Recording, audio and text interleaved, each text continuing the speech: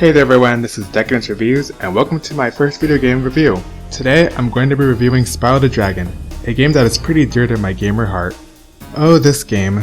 Such a timeless classic, and whenever I play it, I instantly flash back to my childhood playing this game days on end. So, does Spyro the Dragon still hold up today? Well, let's find out, shall we? Before I begin the review, here's a little background information about the game. Spyro the Dragon was developed by Insomniac Games and was released on the PlayStation 1 in the year of 1998. It started development in 1997 after the release of Insomniac Games' first game, Disruptor, a first-person shooter that was influenced by the Doom series. The idea of Spyro the Dragon was introduced by Craig Stitt, an artist who worked at Insomniac Games.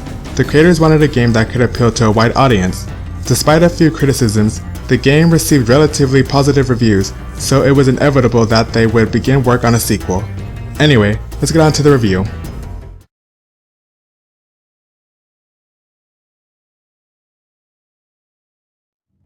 The story is pretty simple. In the Land of Dragons, it starts off with a bunch of dragons just hanging around while being interviewed about their homeworld.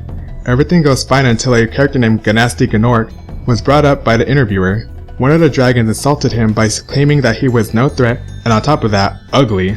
Jeez, that's pretty harsh, don't you think, dragon? Anyway, this of course enrages him, and he takes out his revenge by casting a powerful spell that turns all the dragons into stone statues. Well, all except our hero and protagonist Spyro. Spyro must set out on an adventure to free all his dragon friends and confront Gnasty Gnorc in a showdown. And well, that's pretty much it. Spyro the Dragon is a 3D open-world platform game. There are 5 homeworld stages that act as hub worlds in which you explore and collect treasure. The homeworlds contain portals that act as gateways to in-game levels. The homeworlds consist of the peaceful grassy artisans world, the battlefield wasteland peacekeepers world, the colorful and magical magic crafters world, the dark and tribal beastmakers world, and the wacky imaginative dreamweavers world. The final world is Gnasty Gnorc's world. Each world consists of 3 main levels, 1 boss level, and 1 flight level, which adds up to 5 in-game levels in each homeworld. The in-game levels have a point A to point B formula with a few minor trails that allow for backtracking, but it doesn't stop there.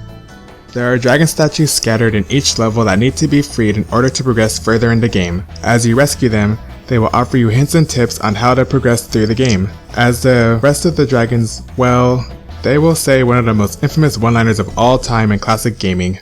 Thank you for releasing me. Thank you for releasing me. Thank you for releasing me. Yeah, just be prepared because you will hear this a lot. Anyway, Spyro has 3 main abilities: Charge, Flame, and Glide. It's not a wide array of moves, but believe me, when you play the game for yourself, you'll see just how fun they can be. Spyro can also do side rolls with the L1 and R1 buttons, which can come in handy when fighting certain enemies. On your journey, you will come across all sorts of Gnasty Gnorc's minions that require certain attacks to defeat them. Regular enemies can be charged or flamed, bigger enemies cannot be charged at all, so you have to give them the flame treatment. And enemies dressed in armor cannot be flamed, but they can be charged. The enemies are fairly weak and can require only 1 hit to defeat them. Speaking of which, you will run into these little buggers during your adventure, in which you must chase down in order to rescue dragon eggs they've stolen. These little bastards used to give me quite a bit of trouble as a kid, but nowadays, they are pretty easy to mow down. There are a few added gimmicks that add in a bit more enjoyable features to the gameplay. In some levels, you will come across charge paths that allow you to charge at full speed and reach higher places. I love when levels had this section, especially in the level treetops, but at the same time, you gotta be real careful or else this will happen.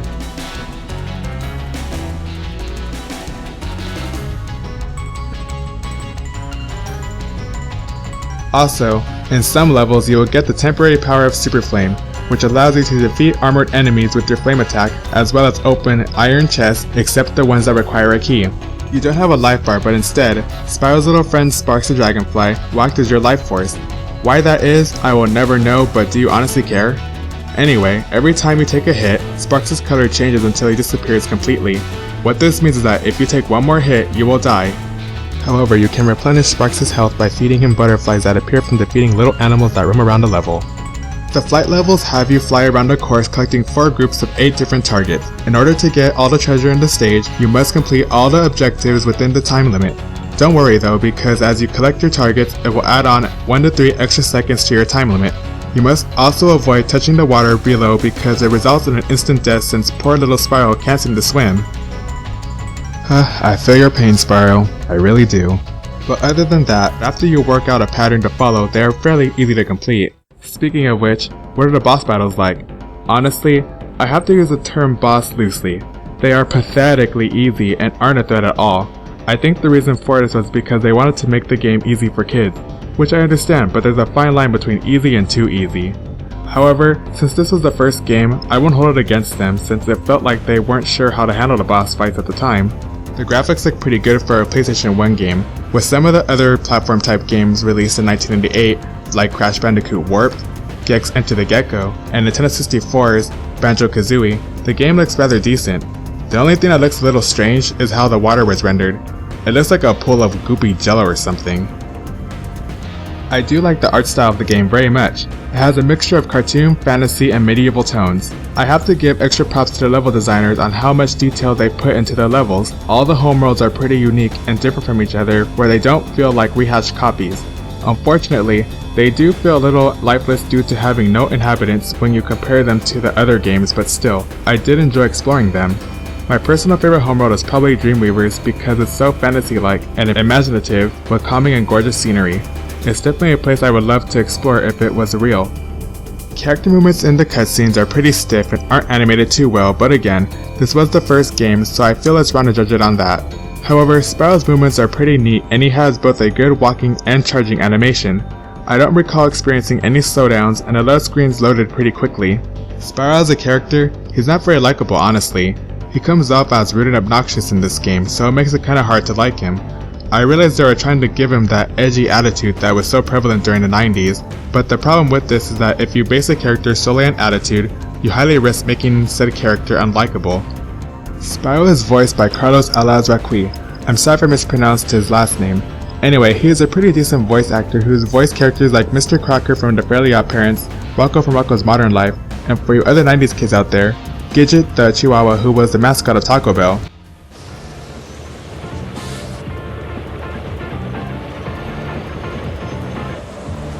Follow that minivan.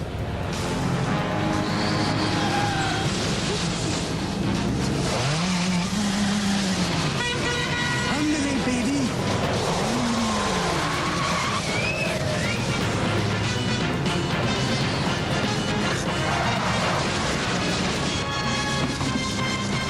Welcome to Taco Night at the Andersons. Dinner. Well, that was fast. Bring home the new Grande meal and make tonight Taco Night. Choose any 10 tacos or bean burritos, plus a Nachos Bel Grande, plus a Mexican pizza. All for just $9.99. Until next time. The music was composed by Stuart Copeland, a musician who is best known as the drummer for the rock band The Police. I was pretty surprised when I found out that he was the composer for the game because The Police are one of my favorite bands. I love and can't get enough of the music. I think the tracks fit the level's moods perfectly. Heck, I still remember as a kid when my brother and I first entered the level Toasty, we were beyond creeped out by that stage. Those vicious attack dogs along with their creepy music was just terrifying to us. So much so that we never finished the level and were too scared to go back there. Of course now the stage isn't scary at all and the song for the level is now one of my personal favorites from the game today. Some of my other favorite songs from the game include the themes for Ice Cavern, Lofty Castle, Dark Hollow, and Blowhard. And fun fact for all you kids who watched TV in the late 90s, the music for the level Wizard's Peak was used as the opening theme song for the Amanda Show.